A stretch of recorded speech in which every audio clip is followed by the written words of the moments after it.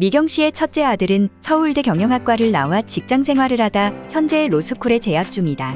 둘째와 셋째 아들도 역시 서울대 경영학과를 나와 교육 관련 사업을 같이 운영하고 있다. 이런 얘기를 들으면 사람들은 부모가 머리가 좋아 아이들이 공부를 잘했을 거라고 생각하거나 학원이나 과외 등 사교육을 많이 시켰을 거라고 의심부터 한다. 하지만 미경 씨는 자신과 남편이 지극히 평범하다고 생각하고 있고 아이의 교육에 있어서 사교육에 중점을 둔 것도 아니라고 말한다. 그렇다 하면 자연스레 뒤따라오는 질문은 어떻게 했길래 삼형제가 그렇게 다들 공부를 잘하게 됐을까? 이다. 한 명이 아니라 3명 모두 서울대에 갈 정도로 공부를 잘했다면 자연스레 시선은 부모에게로 옮겨가게 된다. 미경 씨가 아이들의 교육을 위해 가장 신경을 쓴 건 무엇이었을까? 첫 번째, 공부 습관 만들기. 미경 씨는 공부는 눈사람 만들기와 같다고 한다. 눈사람을 만들 때 처음에 눈을 단단하게 잘 뭉치지 않으면 눈이 잘 굴러가지도 않고 크기가 커지는 듯 보였다가도 금방 부서지고 만다. 반면 처음에 단단하게 잘 뭉쳐놓으면 잘 굴려질 뿐 아니라 눈덩이도 빠르게 불려질 수 있다. 공부도 이와 같이 어렸을 때부터 습관을 잘 만들어야 한다. 어릴 때 공부 습관을 단단하게 다져야 하고 학년이 올라가면서 자신의 실력을 눈덩이가 커지는 것처럼 불려나가야 한다는 것이다. 그런데 이 과정을 간과하는 부모들이 상당히 많다. 초등학교 때는 마냥 놀게만 하다가 중학교 입학할 무렵이 되면 갑자기 엄청난 양의 학습을 기대하면서 여기저기 학원을 알아본다. 하지만 생각보다 아이는 잘 따라주지 않고 아이는 아이대로 적응이 안 되고 답답해할 수도 있다. 따라서 어렸을 때부터 공부 습관을 만들어주는 것은 매우 중요하다.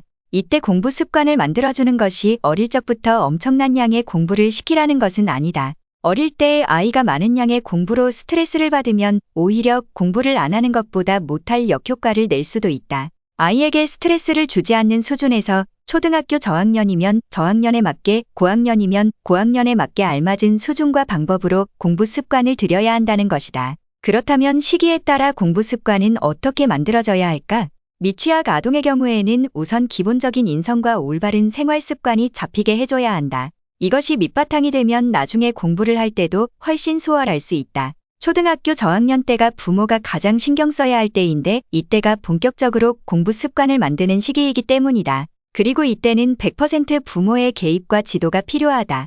초등 고학년 때는 공부량을 늘려가면서 이미 만들어 놓은 공부 습관을 더욱 탄탄하게 다져나가야 하는 시기이다. 그리고 이때부터는 부모의 개입을 점점 줄여야 한다. 그러다 중학교, 고등학교에 올라가면 부모의 개입을 최소화하여 아이가 주도적으로 완전한 학습을 수행할 수 있도록 해줘야 한다. 이때는 응원과 격려 그리고 필요할 시에만 적절한 지원을 해주도록 한다. 그리고 어릴 적 공부 습관을 들이는 방법 중 가장 중요한 것은 바로 할 일을 무조건 끝내고 놀기, 원칙을 세우는 것이다. 학교 숙제나 학원 숙제, 혹은 그날 목표한 공부의 양이 있다면 무조건 먼저 끝내고 놀아야 하는 것을 원칙으로 삼아야 한다는 것이다.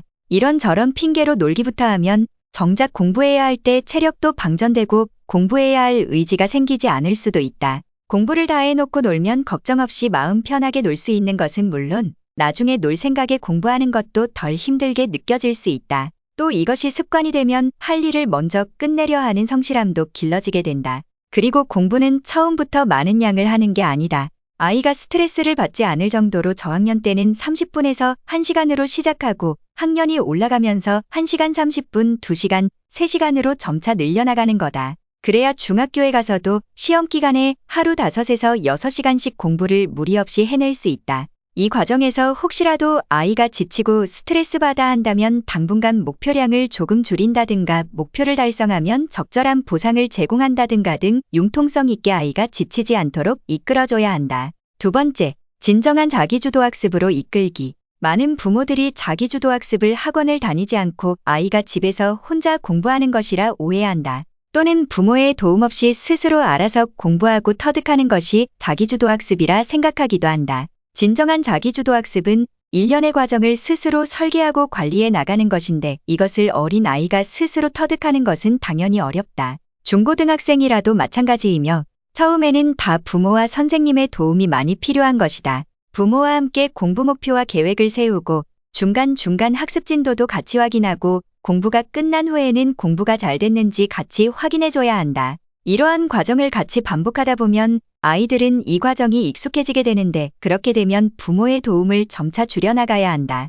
이렇게 점차 아이가 자신의 학습 과정을 주도적으로 이끌어 나갈 수 있게 해주는 것이다. 이 과정은 두발자전거를 배우는 것과 비슷하다. 무작정 혼자 타봐라 하면 계속 넘어지게 되면서 두려운 감정만 커지고 자신감만 떨어질 수 있다. 반면 어른이 넘어지지 않게 뒤에서 잡아주다가 조금씩 손을 놓으면 아이는 조금씩 적응하다 스스로 혼자 탈 수 있게 된다. 자기주도 학습도 마찬가지인 것이다.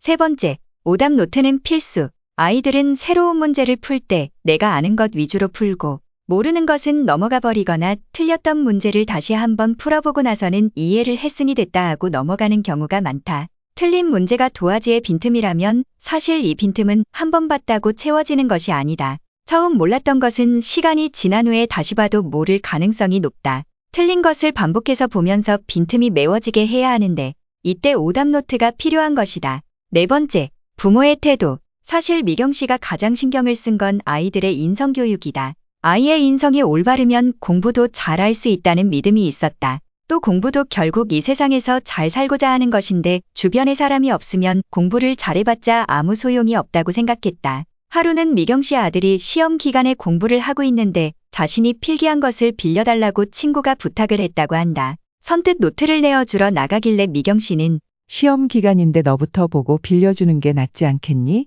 이 친구도 오죽 급했으면 연락을 했을까 싶어서요. 난 다른 과목 먼저 공부하고 있으면 돼요. 그러다 너 공부에 지장이 생기면 어떡하니 등 잔소리를 늘어놓지 않고 미경 씨는 그대로 아들의 생각을 인정해 주었다. 또 한 번은 아들이 상급학교에 진학한 후 잘하는 아이들이 너무 많아 수학 점수가 6등급까지 떨어졌을 때가 있었다. 미경 씨는 낙담해하는 아들에게 핀잔을 주거나 공부를 더 하라고 재촉하지 않고 오히려 담담하게 시험 잘 못 봤다고 어떻게 되는 것 아니다. 대화를 통해 아이의 감정을 보듬어 주었다. 그리고 아들은 이날의 일을 두고두고 기억하며 엄마에게 고마운 마음을 가지고 있다고 한다. 자신과 같이 속상해하거나 자신을 질책을 하는 것이 아니라 더 큰 관점에서 앞으로 나아가야 할 방향을 확인시켜주는 대화였기 때문이었다. 그렇게 좌절하지 않고 계속 노력해서 결국에는 1등급으로 졸업할 수 있었다. 공부를 하다 보면 경쟁 속에서 불안함과 조급함, 과한 경쟁의식으로 스트레스를 받는 아이들이 많다. 당장 눈앞의 성과에 일희일비할 게 아니라 언제나 올바른 방향을 잡고 앞으로 나아가야 한다라는 것을 부모가 알려줄 필요가 있다. 부모가 그런 중심을 잡아줄 때 아이들도 흔들리지 않고 계속해서 노력할 힘이 생길 수 있다. 그리고 이것은 말뿐 아니라 평소 부모가 보여주는 태도에서 배우는 것이다.